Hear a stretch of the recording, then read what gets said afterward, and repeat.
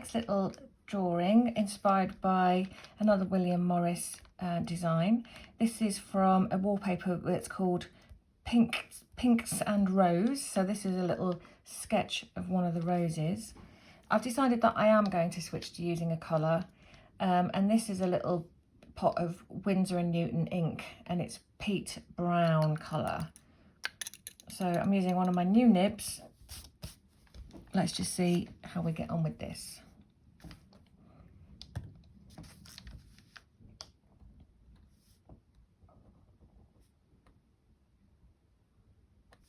This is much finer. Quite nice using this ink. Again, I'm going to stick to outlines, but like the Indian ink, this Winsor & Newton coloured ink, it also dries with a sheen and is water resistant. So again, you can go over it with watercolours or anything else.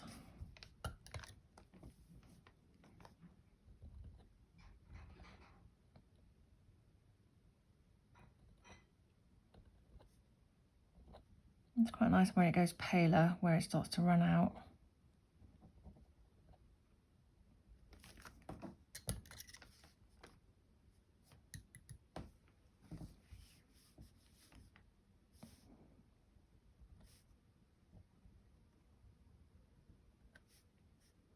So not only do we get a variety of line, we get a variety of sort of tone with the ink as well, which is nice and different to using the fine liner pens.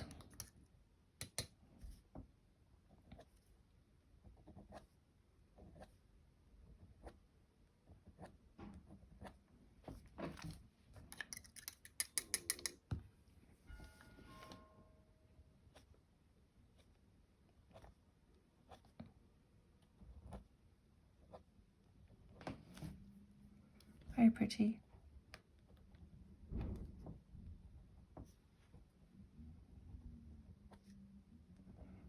So I'm going over my pencil line. I might have drawn this freehand, or I might do that another time, or if I'm drawing from life. But I thought it would be sensible. That's quite nice. That's worked out nice where I've got a better shape at the edge of the stem, edge of the leaf, I mean, for these shapes to come out. They look more like they're kind of growing out of the leaf there, don't they? Out of the petal. So I'll see if I can replicate that.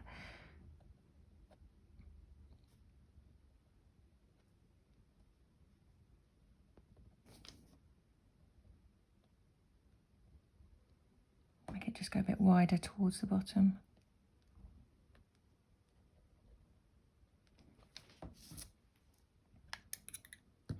I think that might have been something to do with the fact that I was pulling the nib towards me rather than pushing it away.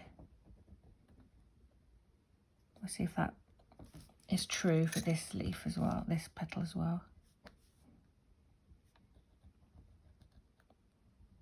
So all the time I'm playing with altering the pressure. Yeah. So pressing hard, pulling away, that's creating a much nicer shape when it was towards the bottom. So what I'm going to do is turn my drawing round and go over those again.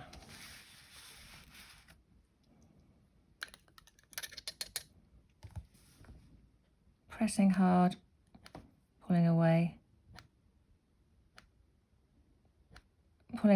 and lightening up as well, taking the pressure off.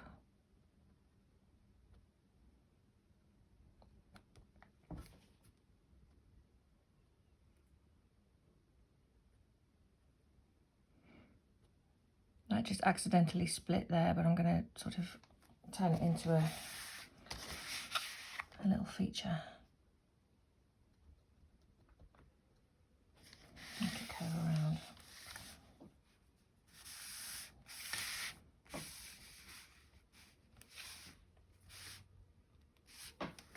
Yeah, I think that's okay.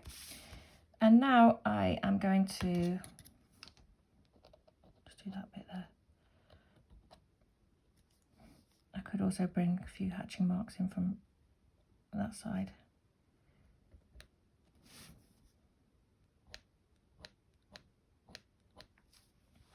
Perhaps suggest that curve even more.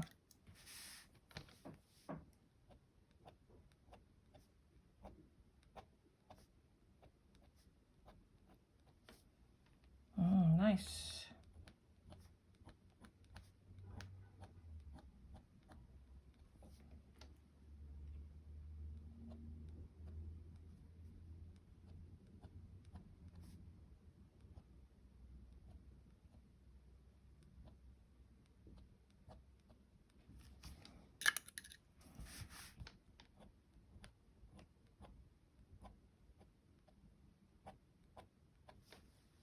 And what I'm going to do now is switch to one of these nibs with the little circle on the end, because you can see that you might be able to see that there's some little, William Morris has just used these little round circles in the middle of his rose.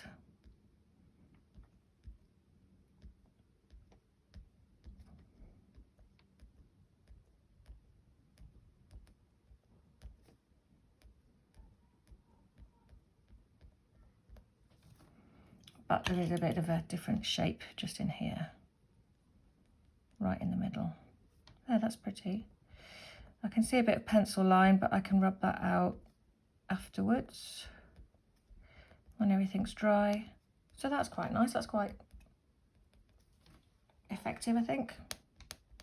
I can imagine doing lots of those on a page, perhaps joining them up with some stems, filling in the negative spaces. There. I'll leave that at that.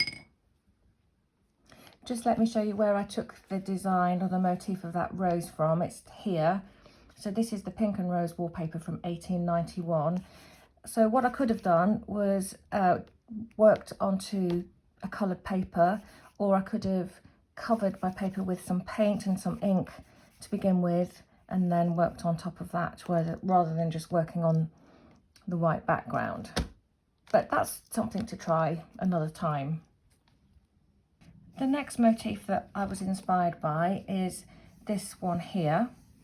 It's from a cotton, called Kennet. So I think he designed a number of made a number of designs inspired by rivers. So this one is the River Kennet, which isn't far from where I live. I'm not quite sure what this is, whether it's a dahlia or a daisy perhaps. But anyway, I have sort of copied that out.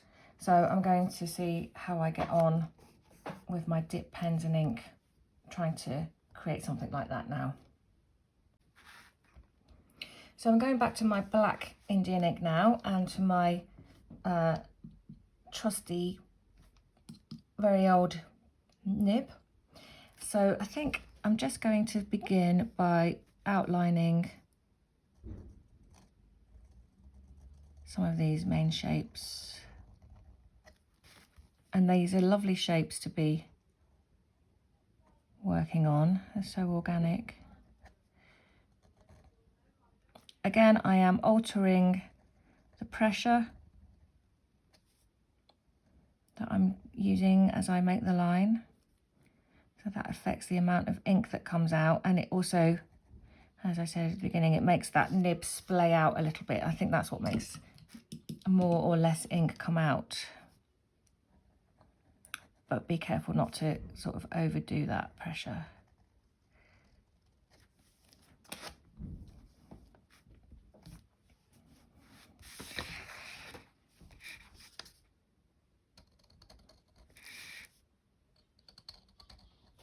I'm moving my paper to help me create that curve, create a smooth curve as much as possible. You might be able to hear my neighbours in the garden enjoying the sunshine.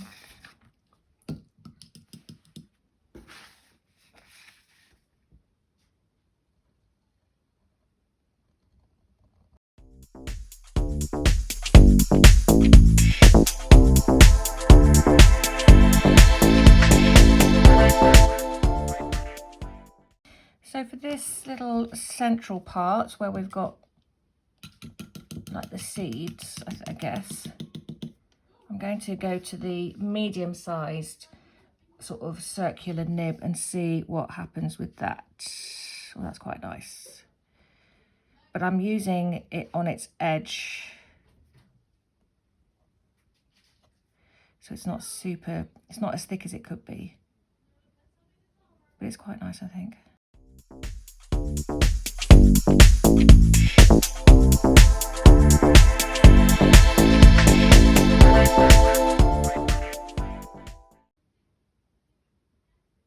There. I'll leave that at that for now. I'll just fill that bit in it. I'll leave that for there for now. And now I'm going to work on some of those hatching lines on the leaves. I'm going to put some of these central hatching lines in, and I've decided that I'm going to go back to the brown for a bit of variety on this one. But because I've got wet ink around the edge here, I think I might pick some of that up as well, so it'll be sort of browny black, which will be quite nice. Then you've got to be careful to not contaminate the pot, which I was just about to do.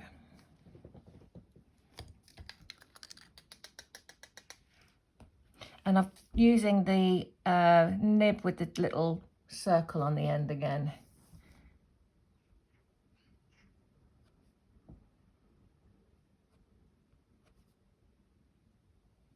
You can see how slow I'm going.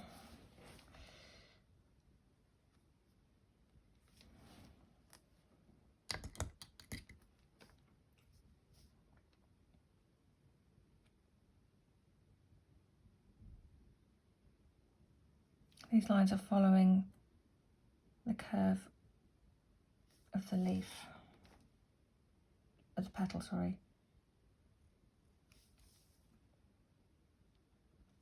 I might just bring those to a nice point.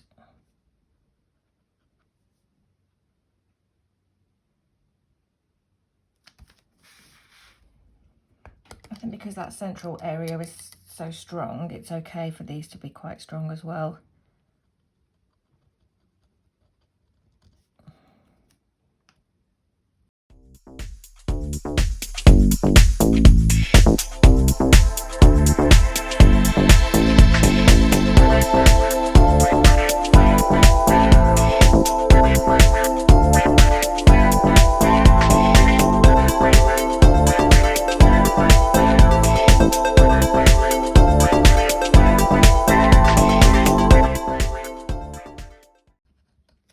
I'm just going on what I think looks right now, or looks balanced, just to help somebody, of the viewer, to be able to kind of read the whole thing quite instantly. And William Morris doesn't do anything on his stem. Well, it's got colour on it, but I'm going to thicken it up a little bit. It looks a bit weak compared to the flower.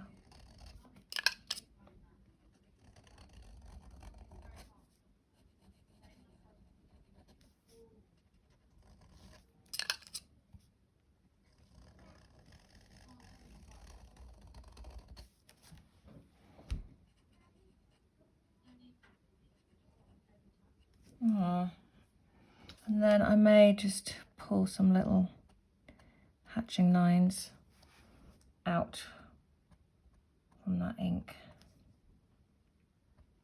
I think it just connects up the stem to the flower using that same little technique, and it makes it look a bit round, a bit curved, a bit 3D. Okay, I could put it on, put it on the other side as well, a tiny bit.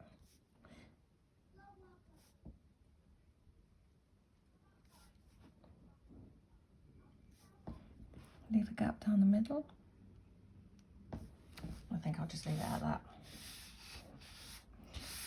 However, I feel like this petal here needs a little something, bringing it around like this.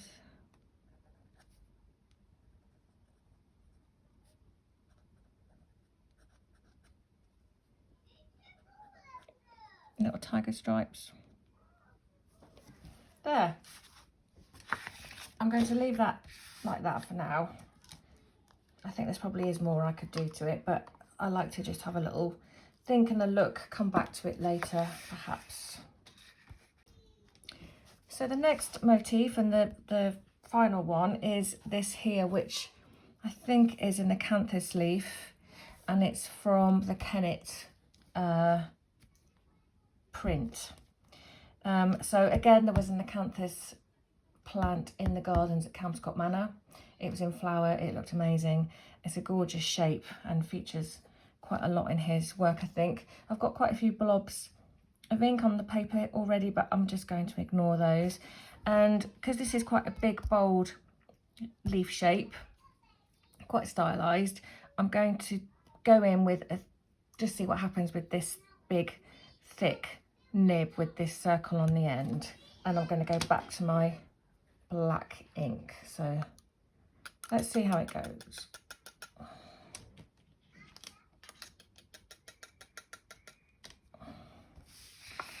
Got a very delicate pencil line at the moment, and I'm just about to obliterate that.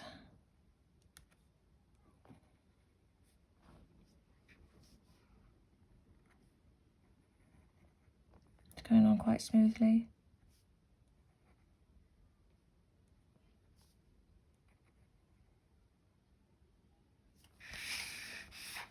I can sharpen up those points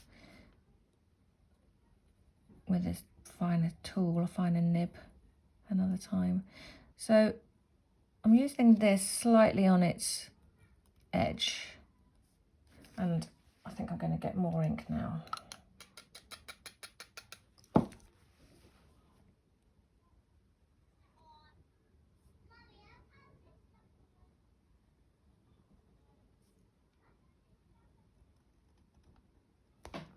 I think these ones with the round nib are probably designed for writing more than drawing, but they seem to be working okay.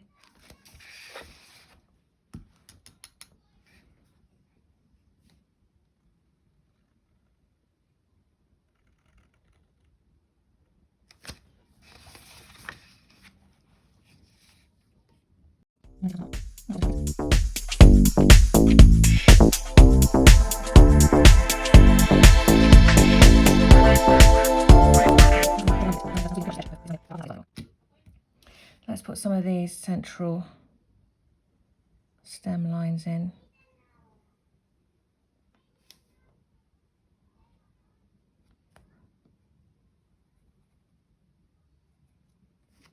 Again, I'll probably refine those tips of those so that they don't just stop so abruptly.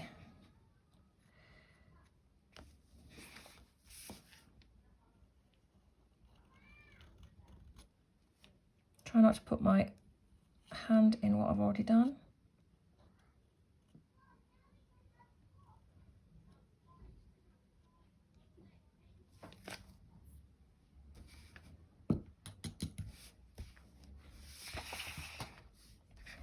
It's quite satisfying, and you may notice that I am going fairly slow. Whoops.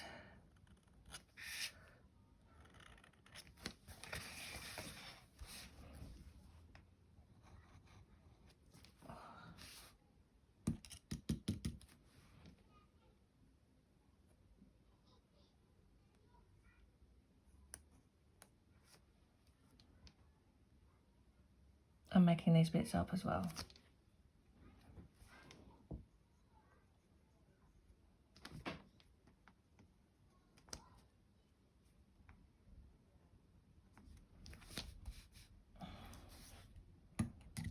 I'm making a bit of a mess with my palm.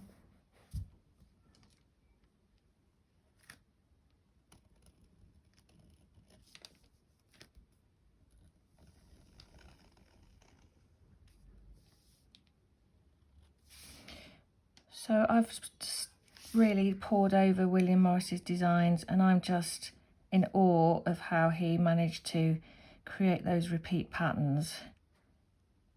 And it looks like he's managed just to do it just. Just going to neaten up some of these lines now with my trusty favourite. You know, perhaps give these leaves a little bit more of a point.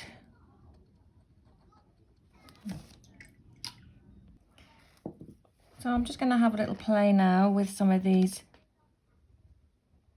smaller motif shapes, just leafy shapes. I've switched to a narrower nib again. I'm just sort of, I have traced this, drawn it first, but I'm really just sort of freestyling, and there's tendrils and all sorts. It's rather pretty.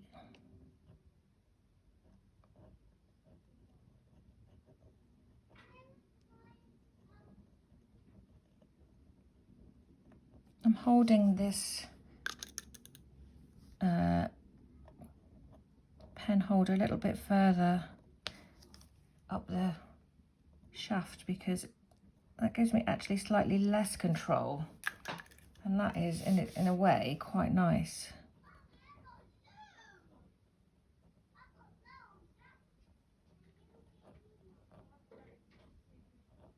Going a bit quicker, just making this up now.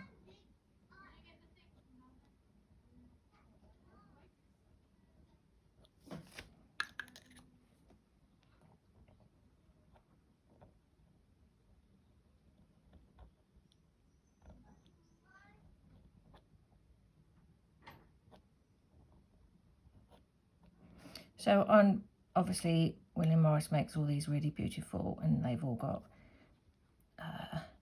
lovely kind of balance to them, and he's thinking about the whole composition, the balance of the design. I'm just having a play now, really.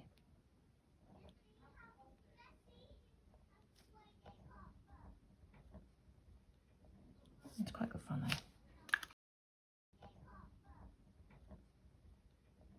It's quite good fun though. And another thing that I've seen him do, or I've seen on one of his designs, is that he creates these lovely bunches of grapes with some sort of simple circles. So they're not necessarily joined up. And again, these fill some of the negative spaces.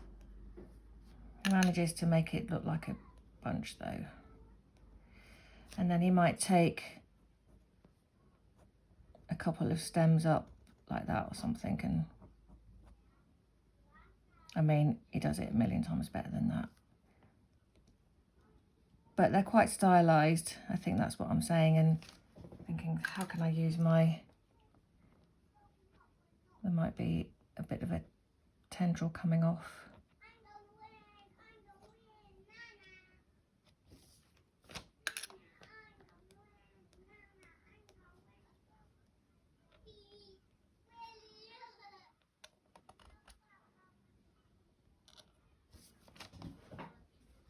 So I could go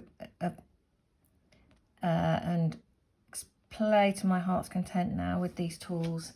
And I mean, this is a sample sheet really, isn't it? But I could see myself starting to do more, maybe a few more of the motifs and filling in, playing with my tools, filling in some of the gaps, seeing what else I can do.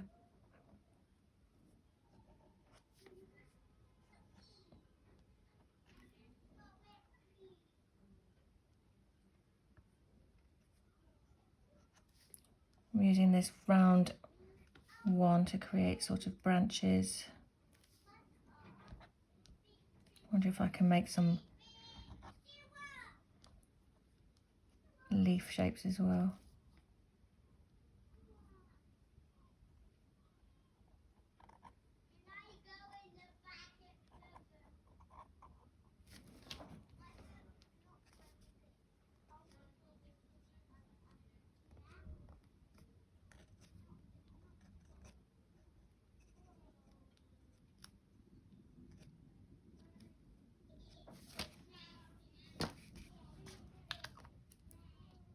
let's see if I can create some little leaf shapes with this smallest circular one. Not quite sure what sort of leaf shapes they'll be. Let's see what comes out.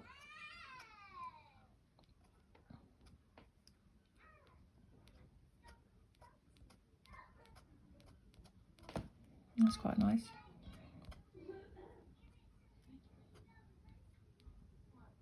Sort of stylised, a bit Japanesey.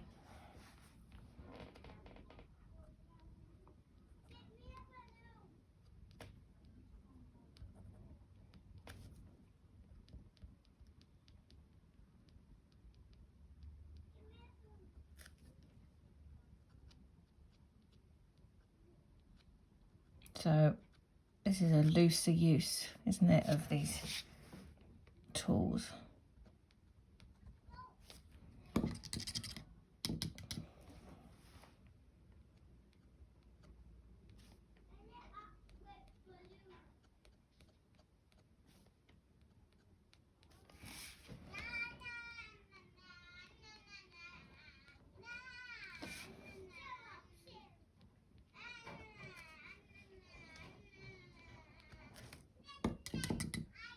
Whoops! Ah, blob.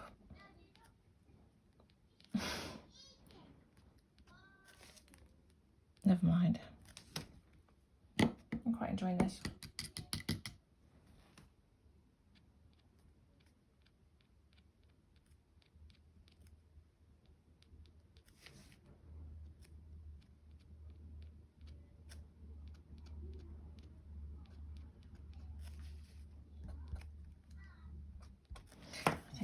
So I've just found another ink bottle. I did have this by my side, but it had this rather, this rather old kind of pipette in it, and I've managed to get it out now. I managed to take the pipette out so I can put my ink, dip my pen in.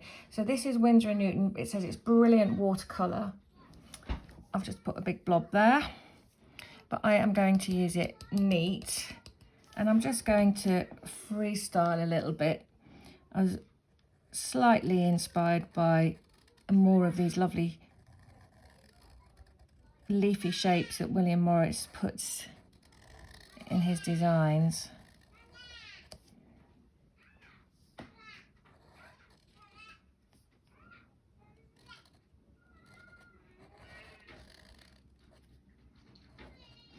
And back to my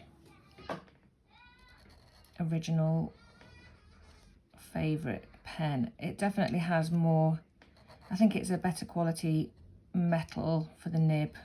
It just feels stronger.